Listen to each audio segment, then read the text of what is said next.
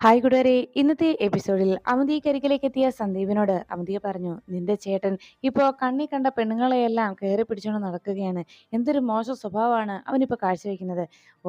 കണ്ണിൽ കാണുന്ന സ്ത്രീകളെയെല്ലാം കയറി പിടിച്ച് ഒരു മോശമായ വൃത്തികെട്ട രീതിയിലാണ് അവന്റെ ജീവിതം ഇപ്പോൾ എന്നറിയിച്ചപ്പോൾ സന്ദീപ് പറഞ്ഞു, ഇപ്പോൾ അയാൾ എൻ്റെ ചേട്ടനാണെന്ന് പറയാൻ പോലും എനിക്ക് നാണക്കേട് തോന്നുകയാണെന്ന് സന്ദീപ് പറയുമ്പോൾ അവിടെ ക്ഷേത്രത്തിലെത്തി ആ ഗോകുലിന്റെ വൈഫിനെ വരെ കയറി പിടിച്ചു. ഇത്രയും മോശം സ്വഭാവമാണ് അവനുള്ളതെന്ന് ഞാൻ ഇപ്പോഴാണ് മനസ്സിലാക്കുന്നതെന്ന് അവന്തിക കളവ് പറയുമ്പോൾ എല്ലാം കേട്ട സന്ധ്യ പറഞ്ഞു, ഏട്ടത്തി എനിക്ക് അയാളെക്കുറിച്ച് സംസാരിക്കാൻ താല്പര്യമില്ല.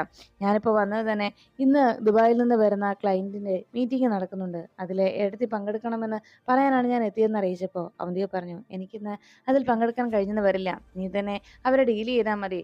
ഇനി കുറച്ച് കാര്യങ്ങളൊക്കെ ബിസിനസ് സംബന്ധമായിട്ടുള്ള കമ്പനി സംബന്ധമായിട്ടുള്ള കാര്യങ്ങൾ കുറച്ചൊക്കെ ഇനി നീ നേരിട്ട് ഇടപെടണമെന്ന് അറിയിച്ചു. ശരി, അങ്ങനെയെങ്കിൽ അങ്ങനെ തന്നെ ചെയ്യാമെന്ന് പറഞ്ഞ് അവിടെ നിന്ന് പോകുന്ന സന്ദീപിനെ നോക്കി ചിരിച്ചുകൊണ്ട് മൂർത്തിയും അവധിയോട് ചോദിച്ചു, അല്ല മേഡത്തിൻ്റെ നീക്കം എന്താണ്? ഇങ്ങനെ ഒരു തീരുമാനമൊക്കെ കൈക്കൊള്ളുമ്പോൾ അതിൽ പ്രധാനമായി എന്തെങ്കിലും ഒരു ദുരുദ്ദേശം ഉണ്ടാവുമെന്ന് എനിക്കറിയാം. എന്താണ് മേഡം ഉദ്ദേശിക്കുന്നത്? എനിക്കൊരു കാര്യം മാത്രം അറിഞ്ഞാൽ മതി. മേഡം ഇങ്ങനെ ഒരു തീരുമാനം കയ്യിലെടുക്കുമ്പോൾ, ഇങ്ങനെ ഒരു തീരുമാനത്തിൽ മുന്നോട്ട് നീങ്ങുമ്പോൾ ഒരു കാര്യം മാത്രം എനിക്ക് ഉറപ്പ് പറയണം, എനിക്കറിയണം. മേഡം എന്തുകൊണ്ടാണ് അവനോട് ഇങ്ങനെ ഒരു സംസാരം പറഞ്ഞത്? മേഡത്തിൻ്റെ മനസ്സിൽ എന്തോ ദുരുദ്ദേശം ഉണ്ടല്ലോ എന്നറിയിച്ചപ്പോൾ അവന്തിക പറഞ്ഞു, തീർച്ചയായിട്ടും മൂർത്തി, ദുരുദ്ദേശമുണ്ട്. കാരണം ഇനി നമുക്ക് സച്ചിയെ കൊല്ലാനായി മൂർത്തി കഷ്ടപ്പെടണമെന്നില്ല. ചേട്ടനെ അനുജ തന്നെ ഇല്ലാതാക്കിക്കോളും. അതിനുവേണ്ട വഴികളൊക്കെ എനിക്കറിയാമെന്ന് അവന്തിക മൂർത്തിയോട് അറിയിച്ചു. അതിനുശേഷം കാണുന്നത് നവീൻ തനിച്ചിരുന്ന് ഫോണിൽ സംസാരിച്ചുകൊണ്ട് നിൽക്കുമ്പോൾ നവീൻ്റെ അരികിലേക്ക് ഗാഥ എത്തുകയാണ്. ഗാഥ അടുത്തേക്ക് വരുമ്പോഴേക്കും നവീൻ ഫോൺ സംസാരിച്ചിരിക്കുന്ന നവീൻ എന്ന് വിളിച്ച് ഗാഥ പുഞ്ചിരിച്ച് അരികിലേക്ക് ചെന്നപ്പോൾ, എന്താ ഗാഥ എന്ന് നവീൻ അന്വേഷിച്ചു. ഉടനെ ഗാഥ ചോദിച്ചു, നമുക്കൊരു സിനിമയ്ക്ക് പോയാലോ എന്ന് അന്വേഷിച്ചതും, ഏയ് വേണ്ട, ഇപ്പോൾ എനിക്കതിന് താല്പര്യമില്ല എന്നായിരുന്നു നവീൻ്റെ മറുപടി. ഉടനെ ഗാഥ പറഞ്ഞു, അല്ലെങ്കിലും നവീൻ ഇങ്ങനെയാണ്, ഞാൻ എന്തെങ്കിലും ഒരു കാര്യം ആവശ്യപ്പെടുമ്പോൾ നവീൻ അതിന് സാധിക്കില്ല. ശരി, ഫിലിമിന് പോകണ്ട, ഇപ്പോൾ നവീൻ്റെ കാര്യം ചെയ്യുന്ന പറഞ്ഞ് അപ്പുറത്ത് പൂത്തു നിൽക്കുന്ന ആ റോസ് ചെടിയിലേക്ക് നോക്കി. എന്നിട്ട് പറഞ്ഞു, എന്നോടുള്ള സ്നേഹം നവീൻ ഇപ്പോൾ പ്രകടിപ്പിക്കാൻ കഴിയുമെങ്കിൽ അതിൽ നിന്നൊരു റോസാപ്പൂ തീർത്ത് എന്നെ മുടിയിലൊന്ന് ചൂടിത്തരണം. എന്താ പറ്റുമോ എന്ന് ചോദിച്ചു. ഇതെന്താ എൻ്റെ സ്നേഹം അളക്കാനാണോ താനിപ്പോൾ ഇങ്ങനെ ഓരോ ടാസ്ക് ഒക്കെ തരുന്നത് എന്ന് നവീൻ അന്വേഷിച്ചതും, പറ്റുമോ നവീൻ എന്നായിരുന്നു ഗാഥയുടെ ചോദ്യം. ശരി, എന്തായാലും ഗാഥയുടെ ആവശ്യമല്ലേ, ഇതിപ്പോൾ തെളിയിക്കുക എന്നത് എൻ്റെ ആവശ്യവും, അതുകൊണ്ട് ഞാൻ അങ്ങനെ തന്നെ ചെയ്തേക്കാമെന്ന് പറഞ്ഞ് നവീൻ വേഗം ആ റോസാപ്പൂ തീർക്കാനായിട്ട് പോയി. ഈ സമയത്ത് നവീൻ റോസാപ്പൂ തീർക്കാൻ പോകുമ്പോൾ മുന്നിൽ ഗാഥയുടെ കൺമുന്നിൽ ഒരു സർപ്പം വന്ന് നിൽക്കുകയാണ്. അത് പത്തി വിടർത്തി ഗാഥയെ തന്നെ പിടികൂടാനായി പിടികൂടാൻ ഗാഥയുടെ പിന്നാലെ വരുന്നത് പോലെ കണ്ടതും ഗാഥ ഭയന്ന് വിറച്ച് അവിടെ നിന്ന് ഓടി രക്ഷപ്പെട്ടു. ഈ സമയത്ത് അപ്രതീക്ഷിതമായിട്ട് ഓട്ടോ സ്റ്റാൻഡിലേക്ക് രണ്ടുപേർ വന്നെത്തി. അവിടെ നിന്ന് മാഗസിൻ വായിച്ചുകൊണ്ടിരിക്കുന്ന ആ ഓട്ടോ ഡ്രൈവറുടെ അരികിലേക്ക് എത്തിയിട്ട് അവർ രണ്ടുപേരും ചോദിച്ചു, അതെ, ഇവിടെ അടുത്തെവിടെയോ ഒരു പെൺകുട്ടി ഉണ്ടല്ലോ, ഈ നാഗപൂജയ്ക്കൊക്കെ നാഗക്കളമൊക്കെ വരയ്ക്കുന്ന, സർപ്പക്കളമൊക്കെ വരയ്ക്കുന്ന ഒരു പെൺകുട്ടി, കൃഷ്ണ എന്ന് പറയുന്നത്. അത് ഇവിടെ എവിടെയോ പുഴയോരം വീട്ടിലാണ് ആ പെൺകുട്ടി താമസിക്കുന്നതെന്ന് അറിഞ്ഞത്. അതറിയാവോ എന്ന് ചോദിച്ചപ്പോഴേക്കും, മനസ്സിലായി, മോള് ഇവിടെ തന്നെ ഉണ്ടല്ലോ, മോളിക്കുട്ടിയുടെ കൂടെ ഇതുവഴി വരുന്നതാണ്, വരാൻ സമയമായിട്ടുണ്ടെന്ന് പറഞ്ഞപ്പോൾ, മോളിക്കുട്ടിയോ, അതാരാ എന്നവർ അന്വേഷിച്ചു. അതെ, ഇവിടുത്തെ സ്റ്റാൻഡിൽ കിടന്നോടുന്ന ഒരു ഓട്ടോ ഡ്രൈവറാണ്. അവർ രണ്ടുപേരും ഭയങ്കര കൂട്ടുകാരാ. എന്തായാലും ഉടനെ ഇവിടേക്ക് എത്തും. പുഴയോരം വീട് ഞാൻ പറഞ്ഞുതരാമെന്ന് പറഞ്ഞ് പുഴയോരം വീട്ടിലേക്കുള്ള വഴി അവർ പറഞ്ഞു കൊടുക്കുമ്പോഴാണ് മോളിക്കുട്ടിയുടെ ഓട്ടോയിൽ അവിടെ കൃഷ്ണ വരുന്നത്. ഉടനെ അയാൾ പറഞ്ഞു, ദാ മോളിക്കുട്ടി വന്നല്ലോ, കൂടെ കൃഷ്ണമോളും കാണും, നിങ്ങൾ നേരിട്ട് സംസാരിച്ചോ എന്നറിയിച്ചു. അപ്പോഴേക്കും വണ്ടി വന്ന് നിർത്തി കൃഷ്ണ വണ്ടിയിൽ നിന്ന് ഇറങ്ങിയതും അവർ രണ്ടുപേരും കൃഷ്ണയുടെ അരികിലേക്ക് ചെന്നു. മോളെ, ഞങ്ങൾ വന്നത് അത് കാനനക്കൻ ക്ഷേത്രത്തിലെ ആളുകളാണ് ഞങ്ങൾ. 3 വർഷം കൂടുമ്പോൾ അവിടെ കളമെഴുത്തും പാട്ടും നടക്കാറുണ്ടല്ലോ. അവിടുത്തെ ഇത്തവണത്തെ കളമെഴുത്തും പാട്ടിനും ഉള്ള സമയമായി. അപ്പോൾ പൂജയ്ക്കും മറ്റു കാര്യങ്ങൾക്കും സർപ്പക്കളം വരയ്ക്കുന്നതിനുമൊക്കെ ഇത്തവണയും അവിടെ കളം വരയ്ക്കാനുള്ള നിയോഗം മോൾക്ക് തന്നെയാണ്. മോള് തന്നെ വന്ന് അവിടെ കളം വരയ്ക്കണമെന്നാണ് ദേവിയുടെ നിശ്ചയം. ഞങ്ങൾ പ്രശ്നം വെച്ചപ്പോൾ അങ്ങനെയാണ് കണ്ടത്. അതുകൊണ്ട് മോളെ ക്ഷണിക്കാനാണ് വന്നതെന്ന് പറഞ്ഞപ്പോൾ കൃഷ്ണ പറഞ്ഞു, അയ്യോ, ഇത്തവണത്തേക്ക് ഞാൻ അങ്ങനെ വരാനാ, നിങ്ങൾ മറ്റാരെങ്കിലും ക്ഷണിക്കുക എന്നറിയിച്ചപ്പോൾ, മോൾക്കാണ് ദേവി അതിനുള്ള അനുഗ്രഹം നൽകിയിരിക്കുന്നത്, അതുകൊണ്ട് മോള് തന്നെ വരണം, ഇത് ഞങ്ങളുടെ ഒരു അപേക്ഷയാണെന്ന് അറിയിച്ചപ്പോൾ അടുത്തുനിന്ന് മോൾക്കുട്ടി പറഞ്ഞു, എന്തിനാടി നീ വെറുതെ ഈ ദൈവത്തിൻ്റെ കാര്യമല്ലേ ഇത് വേണ്ടെന്ന് വെക്കുന്നത്? പോകാം, നമുക്ക് പോകാം എന്ന് പറഞ്ഞപ്പോൾ കൃഷ്ണ ചോദിച്ചു, മോളിക്കുട്ടി നീയും എൻ്റെ കൂടെ വരുവോ? എങ്കിൽ നമുക്ക് പോകാമെന്ന് അറിയിച്ചപ്പോൾ, പിന്നെ ഞാനല്ലാതെ പിന്നെ ആരാ നിൻ്റെ കൂടെ വരുന്നത്? നമുക്ക് പോകാവഴി എന്ന് മോളിക്കുട്ടി ഉറപ്പ് നൽകി.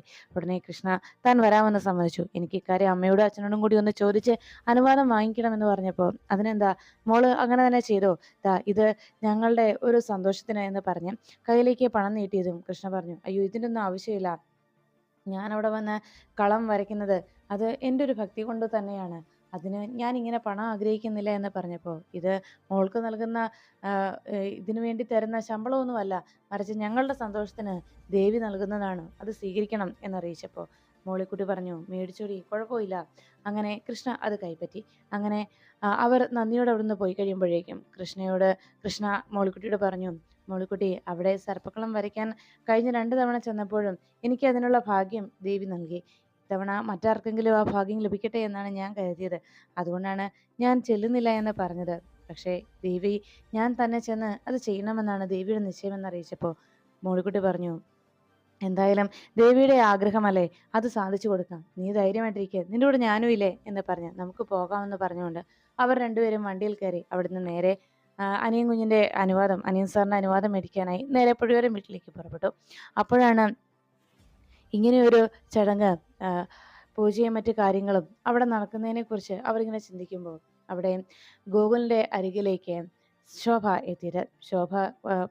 തൻ്റെ കയ്യിൽ ശോഭ അരികിലേക്ക് വരുമ്പോൾ ഡൈനിങ് ടേബിളിൽ ഇരുന്ന ഫയലൊക്കെ ചെക്ക് ചെയ്തുകൊണ്ടിരിക്കുന്ന, കേസിൻ്റെ ഡീറ്റെയിൽസ് ഒക്കെ പഠിച്ചുകൊണ്ടിരിക്കുന്ന ഗോകുലിൻ്റെ അരികിലേക്ക് എത്തി ശോഭ ചോദിച്ചു, മോനെ നീ തിരക്കിലാണോ എന്ന് ചോദിച്ചപ്പോഴേക്കും, എന്താ അമ്മയ്ക്ക് എന്തോ പറയാനുണ്ടല്ലോ, എന്താണ് അമ്മ പറഞ്ഞു എന്നറിയിച്ചു. ഉടനെ ശോഭ പറഞ്ഞു, മോനെ വേറൊന്നുമല്ല ഞാൻ സംസാരിക്കാൻ വന്നത്, ഞാൻ വന്നത് നിങ്ങളെ രണ്ടുപേരെയും കൂടി ഒരു ക്ഷേത്രത്തിലേക്ക് പറഞ്ഞയക്കാനാണ്. ഇത്തവണ പൂജയ്ക്ക് മറ്റുമായി പോയപ്പോൾ സത്യങ്ങൾ തിരിച്ചറിയാനുള്ള കഴിവ് ആ സമയത്ത് സമൃദ്ധിക്ക് ഉണ്ടാവരുതെന്നും പഴയ ഓർമ്മകളൊന്നും സമൃദ്ധിയിലേക്ക് തിരിച്ചു വരരുത് എന്ന് ഈശ്വരനോട് പ്രാർത്ഥിച്ച് ഞാനൊരു വഴിപാട് നേർന്നിരുന്നു. അതിൻ്റെ സമയമാണ് ഇപ്പോൾ.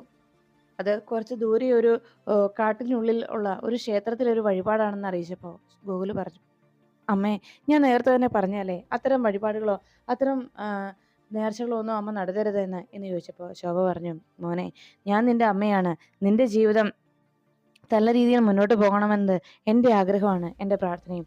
എൻ്റെ പേരക്കുട്ടിയുടെയും എൻ്റെ മോൻ്റെയും ജീവിതം തകർന്നു പോകാൻ ഞാൻ ഒരിക്കലും ആഗ്രഹിക്കില്ല. അതുകൊണ്ട് ഈശ്വരനോടുള്ള എൻ്റെ പ്രാർത്ഥനയുടെ ഫലമായിട്ടാണ് സത്യങ്ങളൊന്നും അല്ലെങ്കിൽ പഴയ ഓർമ്മകളൊന്നും സമൃദ്ധിയുടെ മനസ്സിലേക്ക് വരാതിരുന്നത്. അതുകൊണ്ട് ഇപ്പോൾ ആ വഴിപാട് പൂർത്തിയാക്കേണ്ട സമയമാണ്. നിങ്ങൾ തീർച്ചയായിട്ടും പോകണമെന്ന് പറഞ്ഞപ്പോൾ, ശരി അമ്മ, ഏത് ക്ഷേത്രത്തിലാണ് പോകേണ്ടതെന്ന് പറഞ്ഞോളൂ എന്നറിയിച്ചു.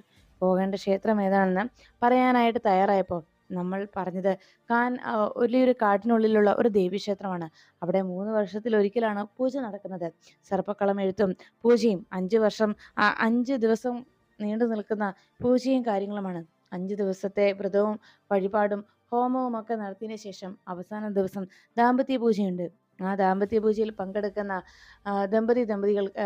ദമ്പതിമാർക്ക് ഒരിക്കലും, ഭാര്യ ഭർത്താക്കന്മാർക്ക് ഒരിക്കലും അവരുടെ ജീവിതത്തിൽ പിന്നീട് ഒരു പ്രശ്നങ്ങളും ഉണ്ടാവില്ല. അവരൊരിക്കലും അകന്നു പോവുകയുമില്ല എന്ന് ശോഭ അറിയിച്ചു. ഇത് കേട്ടതും ഗോകുല് പറഞ്ഞു, അമ്മേ കാര്യം ശരിയൊക്കെ, പക്ഷേ ഇതെങ്ങനെ സമൃദ്ധിയെ പറഞ്ഞ് ബോധ്യപ്പെടുത്തും? എങ്ങനെ സമൃദ്ധിയുടെ ഇക്കാര്യം പറഞ്ഞ് അവിടേക്ക് കൂട്ടിക്കൊണ്ടുപോകും? ഇപ്പം തന്നെ അവിടെ ആശ്രമത്തിൽ പോയി ഉണ്ടായ പ്രശ്നങ്ങളുടെ ഷോക്കിൽ നിന്ന് ആൾ മാറിയിട്ട് പോലുമില്ല. ഇപ്പോഴും ആ പ്രശ്നങ്ങൾ അതുപോലെ നിലനിൽക്കുകയാണെന്ന് അറിയിച്ചപ്പോൾ ശോഭ പറഞ്ഞു, അതൊന്നും തൽക്കാലം ടെൻഷൻ ആവേണ്ട കാര്യമില്ല, സമൃദ്ധമോള് സമ്മതിക്കുമെന്ന് പറഞ്ഞപ്പോൾ ഇത് കേട്ടുകൊണ്ട് താഴേക്ക് ഇറങ്ങി വന്ന അർച്ചന ചോദിച്ചു, എന്താ ഗോകുൽ, എന്താ എന്നോട് സംസാരിക്കാൻ മടിയുള്ളതുപോലെ, എന്താ ഗോകുൽ എന്ന് ചോദിച്ചു. അരികിലേക്ക് സംശയത്തോടെ വന്ന് ചോദ്യങ്ങൾ ചോദിച്ചിരിക്കുന്ന അർച്ചനയോട് ചെറിയൊരു ഭയത്തോടെ ഗോകുൽ പറഞ്ഞു, അത് പിന്നെ അമ്മ നമുക്ക് വേണ്ടി ഒരു വഴിപാട് നേർന്നിട്ടുണ്ടായിരുന്നു ദൂരെ ഒരു ക്ഷേത്രത്തിൽ, അവിടെ പോകുന്ന കാര്യമാണ് അമ്മ ഇപ്പം സംസാരിച്ചതെന്ന് പറഞ്ഞപ്പോൾ, തനിക്ക് അതിന് താല്പര്യമുണ്ടോ എന്നറിയാനാണ്, തനിക്ക് അതിന് സമ്മതമാണോ അറിയാനാണ് ഞാൻ പറഞ്ഞതെന്ന് അറിയിച്ചപ്പോൾ ഗോകുലിനോട് അർച്ചന ചോദിച്ചു, അതിനെന്താ, നമുക്ക് പോകാം, അമ്മയും കൂടി നമുക്ക് ആ ക്ഷേത്രത്തിൽ പോകാമല്ലോ എന്നറിയിച്ചു. അത് കേട്ടതോടെ ശോഭ പറഞ്ഞു, അയ്യോ മോളെ, ഞാനല്ല പോരേണ്ടത്, നിങ്ങൾ രണ്ടുപേരും തനിച്ച് പോകേണ്ട കാര്യമാണ്. പിന്നെ അത് മറ്റന്നാളാണ് അവിടെ പൂജയും വഴിപാടും തുടങ്ങുന്നത്. 3 വർഷത്തിലൊരിക്കൽ സർപ്പക്കളമെഴുത്തും 5 ദിവസം നീണ്ടു നിൽക്കുന്ന ഹോമവും വഴിപാടുകളും, അതിനുശേഷം അവസാന ദിവസത്തെ ദാമ്പത്യപൂജ, അതിൽ പങ്കെടുക്കണം. അതാണ് വേണ്ടത് എന്നറിയിച്ചു. ഇതെല്ലാം കേട്ടതോടെ മറ്റന്നാൾ പോകണമെന്ന് പറഞ്ഞപ്പോൾ, മറ്റന്നാളോ എന്ന് അതിശയത്തോടെ അർച്ചന ചോദിച്ചു. ഗോകുലും ഒന്നും മിണ്ടാതെ അങ്ങനെ ഇരുന്നപ്പോൾ അർച്ചന ചോദിച്ചു, ഗോകുലിന് അസൗകര്യമില്ല എങ്കിൽ നമുക്ക് പോകാമെന്ന് അറിയിച്ചപ്പോൾ ഗോകുൽ പറഞ്ഞു, ഏയ് എനിക്ക് വേറെ പ്രശ്നമൊന്നുമില്ല, എങ്കിൽ നമുക്ക് പോകാമെന്ന് സന്തോഷത്തോടെ ഗോകുൽ സമ്മതിച്ചു. അങ്ങനെ ഗോകുലും അർച്ചനയും കൂടി ആ സർപ്പക്കാവിൽ ആ കാനക്ഷേത്രത്തിലെ ആ സർപ്പക്കള പാട്ടിലും മറ്റും പങ്കെടുക്കാനായി അവർ തീരുമാനിച്ചു. അപ്പോഴാണ് നവീൻ പൂക്കൾ എടുത്തുകൊണ്ട് നേരെ ഗാഥയെ അന്വേഷിച്ച് വരുമ്പോൾ ഗാഥ ആ സർപ്പത്തെ കണ്ട് ഭയന്ന് വിറച്ച് അവിടെ നിന്ന് ഓടിക്കഴിഞ്ഞിരുന്നു. ഈ സമയത്ത് സർപ്പത്തെ കണ്ട് ഭയന്ന് ഗാഥ ഓടിപ്പോയി കഴിയുമ്പോൾ ഗാഥയ്ക്ക് പകരം അവിടേക്ക് അപ്രതീക്ഷിതമായി കൃഷ്ണ വന്നെത്തുകയായിരുന്നു. കൃഷ്ണ മുന്നിൽ വന്ന് നിൽക്കുന്നത് കണ്ട് അതിശയത്തോടെ താൻ ഗാഥയെ കണ്ട സ്ഥലത്തേക്ക് നോക്കിയ നവീൻ ഗാഥയെ കാണാതായപ്പോൾ ഇയാളിത് എവിടെ പോയി എന്ന് സംശയിച്ച് പിന്തിരിഞ്ഞ് നോക്കിയപ്പോഴാണ് തൻ്റെ പിന്നിലൂടെ ചിരിച്ചുകൊണ്ട് വരുന്ന കൃഷ്ണയെ കണ്ടത്. ഉടനെ നവീൻ വേഗം കൃഷ്ണയ്ക്ക് അരികിലേക്ക് ചെന്നു. താനിവിടെ നിൽക്കുകയായിരുന്നോ, ദാ എന്ന് പറഞ്ഞ് കൃഷ്ണയെ പിന്തിരിച്ച് നിർത്തിയിട്ട് കൃഷ്ണയുടെ മുടിയിലേക്ക് പൂ വെക്കാൻ തുടങ്ങിയതും അതിശയത്തോടെ കൃഷ്ണ നോക്കി. എന്താ നവീൻ എന്ന് ചോദിച്ചതും, അല്ല ഞാൻ എൻ്റെ സ്നേഹം തെളിയിക്കണല്ലോ എന്ന് പറഞ്ഞ് ആ റോസാപ്പൂ കൃഷ്ണയുടെ മുടിയിൽ ചൂടിക്കൊടുത്തു. ഇത് കണ്ടുകൊണ്ട് സന്തോഷത്തോടെ ഇപ്പൊ തനിക്ക് വിശ്വാസമായല്ലോ അല്ലേ എന്ന് നവീൻ കൃഷ്ണയോട് ചോദിച്ചു. കൃഷ്ണ അതിശയത്തോടെ നവീനെ നോക്കി നിൽക്കുമ്പോഴാണ് ഗാഥ അവിടേക്ക് മടങ്ങിയെത്തുന്നത്. പൂവെറുത്ത് അത് കൃഷ്ണയുടെ മുടിയിൽ ചൂടി നവീൻ കൃഷ്ണയോട് സ്നേഹത്തോടെ സംസാരിച്ചു നിൽക്കുന്ന കാഴ്ച കണ്ട ഗാഥ ദേഷ്യത്തോടെ അരികിലേക്ക് എടി എന്ന് ഉറക്കെ വിളിച്ചുകൊണ്ടെത്തി. ഇത് ശബ്ദം കേട്ട് പിന്തിരിഞ്ഞു നോക്കിയ നവീൻ ഒരുപോലെ ഇരിക്കുന്ന ഗാഥമാരെ കണ്ടപ്പോൾ വല്ലാത്ത ഞെട്ടലായി. ഗാഥ അരികിലേക്ക് വന്നിട്ട് ചോദിച്ചു, നവീൻ ഇത് ചീറ്റിംഗ് ആയിപ്പോയി, വളരെ മോശമായിപ്പോയി. ഇത്ര ഒരു മോശം ചിന്താധികാരനാണ് നവീനെന്ന് ഞാൻ ഒരിക്കലും ചിന്തിച്ചില്ല.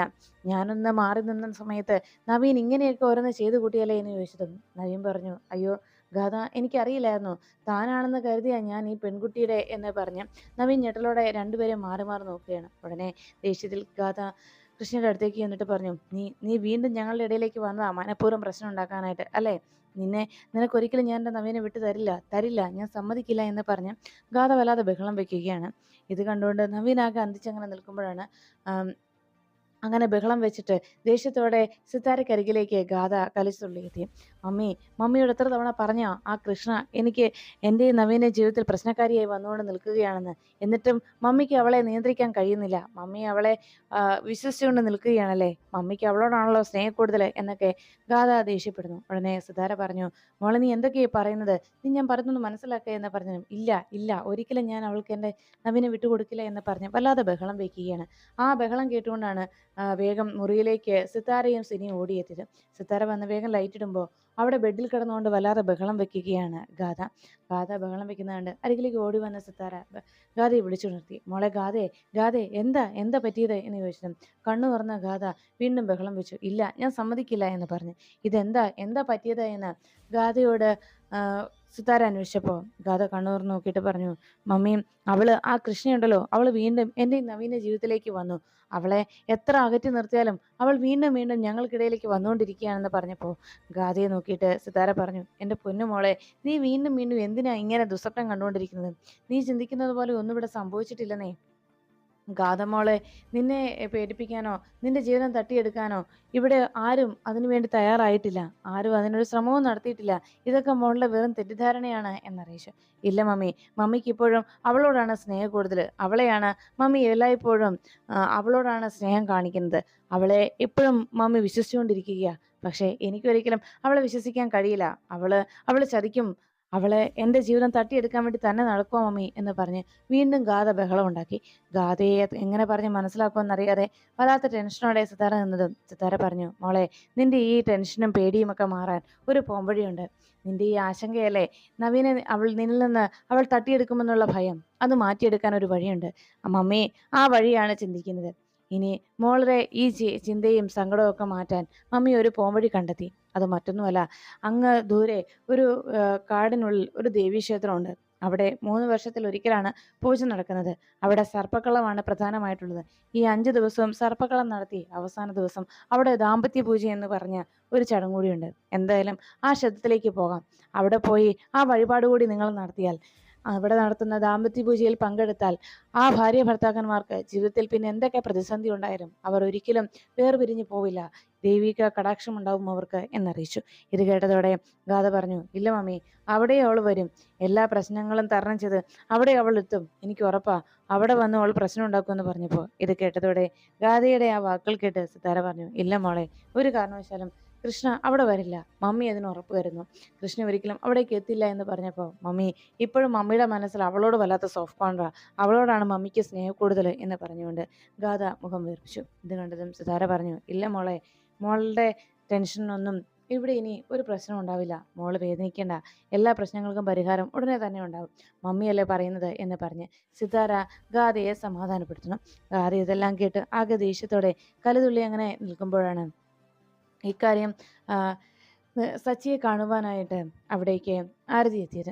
ആരതിയുടെ അരികിലേക്ക് ആരതി വീട്ടിലേക്ക് വന്നതും സച്ചി എന്ന് വിളിച്ചുകൊണ്ട് അകത്തേക്ക് കയറി വന്നതോടെ സച്ചിയെ വിളിച്ചുകൊണ്ട് വരുന്ന ആരതിയെ കണ്ട് കമലമ്മ ഞെട്ടി. മോളെ, സച്ചി ഇവിടെ, സച്ചിയെ കണ്ടില്ലല്ലോ എന്ന് അതിശയത്തോടെ ആരതിയോട് ചോദിച്ചപ്പോൾ ആരതി പറഞ്ഞു, സച്ചി ഇങ്ങോട്ട് എത്തിയില്ലേ? അപ്പോഴേക്കും കമലമ്മയ്ക്ക് വല്ലാത്ത ടെൻഷനായി. സച്ചി ഇങ്ങോട്ട് എത്തിയെന്നോ? മോൾ എന്തൊക്കെയായി പറയുന്നത്? നിങ്ങൾ ഒരുമിച്ചല്ലേ ഇവിടെ നിന്ന് പോയത്? ഇത്രയും നേരമായിട്ട് സച്ചി ഇവിടേക്ക് എത്തിയിട്ടില്ല. ശരിക്കും അവൻ എന്തെങ്കിലും പ്രശ്നം ഉണ്ടായോ? എന്താ മോളെ, എന്താ ശരിക്കും സംഭവിച്ചത്? എന്തെങ്കിലും മോള് മറച്ചു വെക്കുന്നുണ്ടോ എന്നൊക്കെ ടെൻഷനോടെ കമലമ്മ ആരതിയോട് അന്വേഷിച്ചു. അപ്പോഴേക്കും ആരതി പറഞ്ഞു, ഇല്ലമ്മേ, അവിടെ നിന്ന് സച്ചി നേരത്തെ പോന്നിരുന്നു, ഞാൻ പിന്നാലെ വൈകിയേ വന്നത്, അതുകൊണ്ടാ സച്ചി അന്വേഷിച്ചാൻ ഇങ്ങോട്ട് വന്നത്. സച്ചി ഒരു കാണേണ്ട ആവശ്യമുണ്ടായിരുന്നു എന്ന് പറഞ്ഞപ്പോൾ എന്തോ പ്രശ്നമുണ്ടല്ലോ എന്ന് പറഞ്ഞ്, കുഴപ്പമൊന്നുമില്ല, എന്നാ ഞാൻ പോയിട്ട് പിന്നെ വരാമേ എന്ന് പറഞ്ഞ് അവിടെ നിന്ന് യാത്ര പറഞ്ഞ് ആരതി ഇറങ്ങുമ്പോഴേക്കും ആകെ ടെൻഷനോടെ കമലമ്മയ്ക്ക് അരികിലേക്ക് ആതിര എത്തി. എന്നിട്ട് പറഞ്ഞു, അമ്മേ, ഇപ്പോൾ ആരതി ചേച്ചി ഇവിടെ വന്ന് സച്ചിയേട്ടനെ അന്വേഷിച്ചില്ലേ? എനിക്ക് എന്തോ ഒരു പന്തികേട് തോന്നുന്നു, സച്ചിയേട്ടനെ വിളിച്ചിട്ടും കിട്ടുന്നില്ല, എന്തോ എന്തോ പ്രശ്നമുള്ളതുപോലെ അമ്മേ എന്ന് പറഞ്ഞു. അക്കാര്യത്തിൽ എനിക്ക് യാതൊരു സംശയവുമില്ല എന്ന് പറയുമ്പോൾ കമലമ്മ വല്ലാത്ത ടെൻഷനിലായി. എൻ്റെ ദേവിയും, എൻ്റെ മോന് ആപത്തൊന്നും ഉണ്ടാവല്ലേ എന്നിങ്ങനെ പ്രാർത്ഥിച്ചപ്പോഴേക്കും അല്പം കഴിഞ്ഞപ്പോഴേക്കും സച്ചി വീട്ടിലേക്ക് കയറി വന്നു. സച്ചിയെ കണ്ടതോടെ അതിശയത്തോടെ കമലമ്മ അരികിലേക്ക് ഓടിച്ചെന്നു. മോനെ, എന്താണ് നിനക്ക് പറ്റിയത്? ഇതെന്താ നിനക്ക് സംഭവിച്ചതെന്ന് ചോദിച്ച് തലയിലുണ്ടായ ആ മുറിവിനെ കുറിച്ച് ടെൻഷനോടെ കമലമ്മ അന്വേഷിച്ചു. കമലമ്മയോട് സച്ചി പറഞ്ഞു, അമ്മ, എനിക്കൊരു ആക്സിഡന്റ് ഉണ്ടായതാ എന്ന് പറഞ്ഞപ്പോൾ ആക്സിഡന്റോ? പെട്ടെന്ന് അരികിലേക്ക് വന്ന അനഘയും ആതിരയും സ്നേഹയും എന്താണ് യഥാർത്ഥ സംഭവിച്ചതെന്ന് അന്വേഷിച്ചു. ആക്സിഡന്റ് ഉണ്ടായെന്ന് പറഞ്ഞാൽ എന്താ എന്താ സച്ചിയേട്ടന് സംഭവിച്ചത്? കൂടെ ആരെങ്കിലും ഉണ്ടായിരുന്നോ? ആർക്കെങ്കിലും എന്തെങ്കിലും അപകടം സംഭവിച്ചു എന്നൊക്കെ അവർ മാറി മാറി അന്വേഷിച്ചപ്പോൾ വേറെ പ്രശ്നമൊന്നും ഇല്ല എന്ന് പറഞ്ഞ് സച്ചി വേഗം മുറിയിലേക്ക് പോയി വാതിലടച്ചു. ഇതോടെ എന്തോ കാര്യമായി സംഭവിച്ചിട്ടുണ്ട് എന്ന് എല്ലാവർക്കും മനസ്സിലായി. കമലമ്മ വാതിൽ വന്ന് പലതവണ മുട്ടി വിളിച്ചിട്ടും സച്ചി വാതിൽ തുറക്കാൻ കൂട്ടാക്കിയില്ല. ആ നിമിഷം സച്ചിയുടെ മനസ്സിൽ കടന്നു വന്നത് അർച്ചന തന്നെ കണ്ടിട്ട് തന്നെ തിരിച്ചറിയാതെ പോയതും ഗൂഗിളിന്റെ കൈ പിടിച്ച് അവിടെ നിന്ന് മടങ്ങിപ്പോകുന്നതുമായ കാഴ്ചകളായിരുന്നു. അതോർത്ത് വേദനയോടെ സച്ചി ആ മുറിയിൽ കഴിഞ്ഞു. പിറ്റേന്ന് രാവിലെ സച്ചിയും ആരതിയും തമ്മിൽ കണ്ടുമുട്ടി. ആരതിയോട് സച്ചി കാര്യങ്ങൾ പറഞ്ഞു. ഞാൻ എൻ്റെ അർച്ചനയെ തിരിച്ചു കൊണ്ടുവരും, അതെൻ്റെ അർച്ചന തന്നെയാണെന്ന് പറഞ്ഞപ്പോൾ വീണ്ടും ആരതി പറഞ്ഞു, സച്ചി ഇങ്ങനെ മണ്ടത്തരം വിളിച്ച് പറയല്ലേ, അത് ഗോകുൽ സാറിൻ്റെ ലൈഫാണ്, ഗോകുൽ സാറിൻ്റെ ജീവിതത്തിൽ കയറി ഇങ്ങനെ പ്രശ്നം ഉണ്ടാക്കിയാൽ അത് വലിയ കുഴപ്പങ്ങൾ ഉണ്ടാക്കും എന്ന് പറഞ്ഞപ്പോൾ സച്ചി പറഞ്ഞു, അത് ഗോകുൽ സാറിൻ്റെ വൈഫാണെന്ന് വക്കീലിനോട് ആരാ പറഞ്ഞത്? വക്കീലെ, അത് എൻ്റെ ഭാര്യയും എൻ്റെ കുഞ്ഞുമാണ്, വക്കീലെ ഞാൻ പറയുന്നത് മനസ്സിലാക്കണം, ഞാൻ പറഞ്ഞത് സത്യം തന്നെയാണ് വക്കീലെ എന്ന് പറയുമ്പോൾ ആരതി പറഞ്ഞു, വീണ്ടും ഇത്ര മണ്ടത്തരങ്ങൾ പറയലുണ്ട് സച്ചി, സച്ചിക്ക് ഇതുപോലെ അബദ്ധങ്ങൾ ഇതിനു മുൻപ് ഉണ്ടായിട്ടുള്ളതല്ലേ എന്ന് ചോദിച്ചപ്പോൾ സച്ചി പറഞ്ഞു, എനിക്കറിയാം, ഞാൻ തെളിവ് തരാം, വക്കീലിന് തെളിവല്ലേ കിട്ടേണ്ടത് എന്ന് പറഞ്ഞ് വേഗം തൻ്റെ ഫോണിലുള്ള ആ ഫോട്ടോസ് ആരതിയെ കാണിച്ചു കൊടുക്കുകയാണ് സച്ചി. ദാ നോക്കിക്കേ, ഇത് കണ്ടോ, ഇത് കണ്ടിട്ട് വക്കീല് പറ എന്ന് പറഞ്ഞ് ഫോട്ടോകളെല്ലാം ആരതിയെ കാണിച്ചു. ദാ ഇത് മൊത്തം നോക്കുന്ന പറഞ്ഞ് അതിലുണ്ടായിരുന്ന ഓരോ ഫോട്ടോസും സ്ലൈഡ് ചെയ്യുകയും സച്ചിയുടെയും അർച്ചനയുടെയും വിവാഹ ഫോട്ടോയും എല്ലാം കുഞ്ഞിനോടൊപ്പം നിൽക്കുന്നതും പിന്നീട് അവർ തനിച്ചുള്ള നിമിഷങ്ങളും അങ്ങനെ അതിൽ പകർത്തിയ ഫോട്ടോസുകളൊക്കെ മാറി മാറി നോക്കിയതോടെ ആരതിക്ക് വലിയ ആശ്ചര്യമായി. സച്ചി പറഞ്ഞത് സത്യം തന്നെയാണെന്നും അത് സച്ചിയുടെ ഭാര്യ അർച്ചന തന്നെയാണെന്നും ആരതിക്ക് ബോധ്യം വന്നു. ഉടനെ സച്ചി ചോദിച്ചു, ഇപ്പൊ വക്കീലിന് മനസ്സിലായല്ലോ ഞാൻ ഭ്രാന്ത് പറയുന്നതല്ല എന്ന് ചോദിച്ചപ്പോഴേക്കും സച്ചി പറയുന്നത് സത്യമാണ്, പക്ഷേ സച്ചിയുടെ സ്റ്റാൻഡും ശരി തന്നെയാണ്, എന്നാൽ ഇപ്പോഴത്തെ സാഹചര്യത്തിൽ സമൃദ്ധ മേഡത്തിന് എന്ന് പറഞ്ഞതും സമൃദ്ധയല്ല, അത് എൻ്റെ അർച്ചനയാണ് എന്ന് പറഞ്ഞു. ശരി, സമ്മതിച്ചോ, സച്ചിയുടെ അർച്ചനയാണെങ്കിൽ അർച്ചനയ്ക്ക് അതൊന്നും ഓർമ്മയില്ലല്ലോ, അതല്ലേ ഇപ്പോൾ ഇവിടുത്തെ പ്രശ്നം എന്നറിയിച്ചു. അത് മാത്രമല്ല, എങ്ങനെ ഓർമ്മ നഷ്ടപ്പെട്ടെന്നും എന്താ സംഭവിച്ചതെന്നും നമുക്കറിയണ്ടേ, ഗൂഗിൾ സാറിൻ്റെ സ്റ്റാൻഡ് എന്താണെന്നും ഗൂഗിൾ സാറിൻ്റെ ഭാഗം എന്താണെന്നും നമുക്കറിയണ്ടേ എന്ന് അർച്ചന ആരതി സച്ചിയോട് ചോദിച്ചു. ഇത് കേട്ടതും സച്ചി പറഞ്ഞു, എന്തായാലും ഞാൻ എൻ്റെ കുഞ്ഞിനെയും അർച്ചനയും കൂട്ടിക്കൊണ്ടുവരും. ഇക്കാര്യം ഞാൻ വീട്ടിൽ പോലും പറഞ്ഞിട്ടില്ല. വീട്ടിൽ അറിഞ്ഞാൽ ഉണ്ടാകാൻ പോകുന്ന സ്ഥിതി എന്താണെന്ന് വക്കീലിനോട് ഞാൻ പറയേണ്ടതില്ലല്ലോ. ആ നിമിഷം അർച്ചന അന്വേഷിച്ച് അവരവിടെ എത്തും. പിന്നെ അർച്ചനയുടെ ജീവിതത്തിൽ സംഭവിച്ച കാര്യങ്ങൾ എന്താണെന്നും വലിയ പ്രശ്നമൊക്കെയായി മാറും. അതുകൊണ്ട് ആരെയും അറിയിക്കാതെ ഇക്കാര്യം സോൾവ് ചെയ്യാനാണ് ഞാൻ ശ്രമിക്കുന്നതെന്ന് അർച്ചനയും കുഞ്ഞിനെയും തിരിച്ചു കൊണ്ടുവരാനാണ് ഞാൻ ശ്രമിക്കുന്നതെന്ന് സച്ചി പറയുമ്പോൾ ഇത് കേട്ട് ആരതി പറഞ്ഞു, എന്തായാലും സച്ചിയുടെ സ്റ്റാൻഡ് ശരി തന്നെയാണ്. സച്ചിയുടെ ഭാര്യ അർച്ചന തന്നെയാണ് അതിൽ എനിക്കും യാതൊരു സംശയവുമില്ല. എന്തായാലും സച്ചി എടുത്തു ചാടി തൽക്കാലം പ്രശ്നങ്ങളൊന്നും ഉണ്ടാക്കരുത്. സച്ചി എനിക്ക് വാക്കു തരണം. ഞാൻ ഇക്കാര്യത്തിന് ഒരു സൊല്യൂഷൻ ഉണ്ടാക്കാം. സാവധാനത്തിൽ ഞാൻ ഗൂഗിൾ സാറിനോട് സംസാരിച്ച് ഇതിനൊരു പരിഹാരം നമുക്കുണ്ടാക്കാം. സച്ചി, ഞാൻ പറയുന്നു ഒന്ന് കേൾക്ക്. എടുത്തു ചാടി ഒരു പ്രശ്നത്തിനും സച്ചി മുന്നിട്ടിറങ്ങരുത് എന്ന് പറഞ്ഞ് സച്ചിയുടെ കയ്യിൽ ആരതിയെ കടന്നു പിടിച്ചുകൊണ്ട് അങ്ങനെ ഒരു വാക്ക് തനിക്ക് തരണമെന്ന് ആരതി ആവശ്യപ്പെടുമ്പോൾ സച്ചി വേദനയോടെ ആരതിയുടെ കൈ വിടുവിച്ച് കുറച്ചു നേരം സങ്കടത്തോടെ ആലോചിച്ചു നിന്നു. എന്ത് ചെയ്യണമെന്നുള്ള ഒരു ടെൻഷനിൽ അങ്കലാപ്പോടെ സച്ചി അങ്ങനെ ആലോചിച്ചു നിൽക്കുമ്പോൾ അവിടെ ക്ഷേത്രത്തിൽ പൂജയിൽ പങ്കെടുക്കുന്നതിന് വേണ്ടിയുള്ള തയ്യാറെടുപ്പ് നടത്തി ഗോകുലും ആരതിയും കൂടി ആ കാനന ക്ഷേത്രത്തിലേക്കുള്ള യാത്രയ്ക്ക് പുറപ്പെട്ടു കഴിഞ്ഞു. മറ്റന്നാൾ നടക്കുന്ന ആ യാത്രയ്ക്ക് നാളെ തന്നെ പോകണമെന്നായിരുന്നു ശോഭയുടെ ആവശ്യം. അതുകൊണ്ട് തന്നെ ശോഭ പറഞ്ഞതിന് പ്രകാരം ഗോകുലും അർച്ചനയും കൂടി ആ കാനന ക്ഷേത്രത്തിലേക്ക് പോകുന്ന സമയത്ത് ഗോകുൽ അർച്ചനയോട് പറഞ്ഞു, ഒരുപക്ഷെ അമ്മ നമുക്കൊപ്പം ഇല്ലാതിരുന്നത് എന്തുകൊണ്ടും നന്നായി, നമുക്കൊരു പ്രൈവസി കിട്ടിയല്ലോ അല്ലേ എന്ന് ഗോകുൽ സംസാരിച്ചു. അങ്ങനെ ഗോകുൽ പറയുന്നതൊന്നും ശ്രദ്ധ കൊടുക്കാതെ അർച്ചന ചിന്തിച്ചത് സച്ചിയെക്കുറിച്ചായിരുന്നു. സച്ചിയേട്ടൻ ഇനിയും എന്നെ അന്വേഷിച്ചു വരും, അതിൽ യാതൊരു സംശയവുമില്ല. സച്ചിയേട്ടന് ഇനി എന്നെയും കുഞ്ഞിനെയും പിരിഞ്ഞിരിക്കാനാവില്ല. സച്ചിയേട്ടൻ ഇനി വന്നൊരു പ്രശ്നം ഉണ്ടാക്കുന്നതിന് മുമ്പ് ഗോകുലിനോട് എല്ലാ സത്യങ്ങളും തുറന്നു പറഞ്ഞ് കാര്യങ്ങളൊക്കെ ഗോകുലിനെ ബോധ്യപ്പെടുത്തണം. അങ്ങനെ എല്ലാ പ്രശ്നങ്ങൾക്കും ഒരു പരിഹാരം ഉണ്ടാക്കി എനിക്ക് കുഞ്ഞിനെയും കൂട്ടി എൻ്റെ സച്ചിയേട്ടനിലേക്ക് തിരിച്ചു പോകണം. ഞാനില്ലാതെ എൻ്റെ സച്ചിയേട്ടന് ജീവിക്കാനാവില്ല. ഇപ്പോൾ എന്നെ കണ്ടെത്തിയ സ്ഥിതിക്ക് സച്ചിയേട്ടൻ ഇക്കാര്യങ്ങൾ വീട്ടിൽ അറിയിച്ചാൽ അവരെല്ലാവരും, അമ്മയും മറ്റെല്ലാവരും കൂടി എന്നെ അന്വേഷിച്ചെത്തുകയും വലിയൊരു പ്രശ്നം തന്നെ ഉണ്ടാവുകയും ചെയ്യും. അങ്ങനെ ഒരു പ്രശ്നത്തിന് അവസരമൊരുക്കാതെ അതിനു മുൻപേ തന്നെ എല്ലാ കാര്യങ്ങളും ഗോകുലിനോട് പറഞ്ഞ് ഗോകുലിനരികിൽ നിന്ന് സച്ചിയേട്ടൻ്റെ അടുത്തേക്ക് ഉടനെ തന്നെ തിരിച്ചു പോകണമെന്ന് അർച്ചന തീരുമാനിച്ചു. അർച്ചന അങ്ങനെ ഒരു തീരുമാനം മനസ്സിലെടുക്കുമ്പോൾ ഗോകുൽ അർച്ചനയെ വിളിച്ചു, എടോ സമൃദ്ധേ, താൻ എന്താണ് ഒന്നും മിണ്ടാതിരിക്കുന്നത്? കുറെ നേരമായി ഞാൻ ഇങ്ങനെ സംസാരിക്കുന്നു, താൻ അതിന് മറുപടി ഒന്നും പറയുന്നില്ലോ. ഇത് വലിയ ബോറാണ് കേട്ടോ എന്ന് പറഞ്ഞപ്പോൾ അർച്ചന പറഞ്ഞു, അല്ല, ഗോകുല് സംസാരിക്കുന്നുണ്ടല്ലോ, ഗോകുലിന്റെ വാക്കുകൾ ഞാൻ കേട്ടുകൊണ്ടിരിക്കുകയല്ലേ, അതുകൊണ്ടാ ഞാനൊന്നും മറുപടി പറയാത്തത്. ഗോകുല് സംസാരിക്കുന്നതൊക്കെ ഞാൻ കേൾക്കുന്നുണ്ടെന്ന് പറഞ്ഞപ്പോൾ ഗോകുല് പറഞ്ഞു, എനിക്കറിയാം തന്റെ മനസ്സിലെ ചിന്ത എന്താണെന്ന്. താൻ ചിന്തിക്കുന്നത് സച്ചിയെക്കുറിച്ചല്ലേ. സച്ചിയുടെ പ്രശ്നത്തിന് നമുക്കൊരു പരിഹാരം ഉണ്ടാക്കാവുള്ളൂ, താൻ സമാധാനപ്പെടുക എന്ന് ഗോകുൽ പറഞ്ഞു. അതെല്ലാം കേട്ടതോടെ എനിക്ക് അയാളോട് വല്ലാത്ത സഹതാപമാണ്. അയാളുടെ മനസ്സ് ശരിയല്ല. അയാൾക്ക് എന്തോ ഒരു മാനസിക രോഗമുണ്ട്, അതുകൊണ്ടാണ് ഇങ്ങനെ അയാൾ പെരുമാറുന്നതെന്ന് എനിക്ക് അയാളോട് വല്ലാത്ത സഹതാപമാണ് തോന്നുന്നതെന്ന് ഗോകുൽ പറയുമ്പോൾ ഇത് കേട്ട് അർച്ചന മനസ്സിൽ പറഞ്ഞു, പക്ഷേ ആ സഹതാപം എനിക്കിപ്പോ ഗോകുലിനോടാണ് തോന്നുന്നത്. കാരണം ഗോകുലിന്റെ മനസ്സിൽ എന്നോടുള്ള സ്നേഹം എനിക്ക് മനസ്സിലാക്കാൻ കഴിയുന്നുണ്ട്. പക്ഷേ ഗോകുൽ, ഞാൻ എൻ്റെ സച്ചിയുടെ അരികിലേക്ക് തിരിച്ചു പോകുമ്പോൾ ഗോകുലിനുണ്ടാകാൻ പോകുന്ന തകർച്ച, അതാണ് ഇപ്പോൾ എന്നെ വേദനിപ്പിക്കുന്നത്. സത്യം എന്തായാലും എനിക്ക് ഗോകുലിനോട് തുറന്നു പറയാതിരിക്കാനാവില്ല. എനിക്ക് എൻ്റെ സച്ചിയേട്ടനിലേക്ക് തിരിച്ചു പോകാതിരിക്കാനും ആവില്ല. സച്ചിയേട്ടനില്ലാതെ ഒരു ജീവിതം എനിക്കോ ഞാനില്ലാതെ സച്ചിയേട്ടനൊരു ജീവിതവും ഉണ്ടാകാൻ പോകുന്നില്ല. അതുകൊണ്ട് തന്നെ ഈ ഒരു പ്രശ്നത്തിന് പരിഹാരം എല്ലാ രീതിയിലും ഒരു ശാന്തമായിട്ടുള്ള ഒരു പരിഹാരം എത്രയും വേഗം കണ്ടെത്തണമെന്ന് ചിന്തിച്ചുകൊണ്ട് എന്താണ് അതിനൊരു പരിഹാരം എന്ന് ആലോചിച്ച് അർച്ചന ഗോകുലിന്റെ സംസാരത്തിന് കാതുകൊടുത്തിരുന്നു.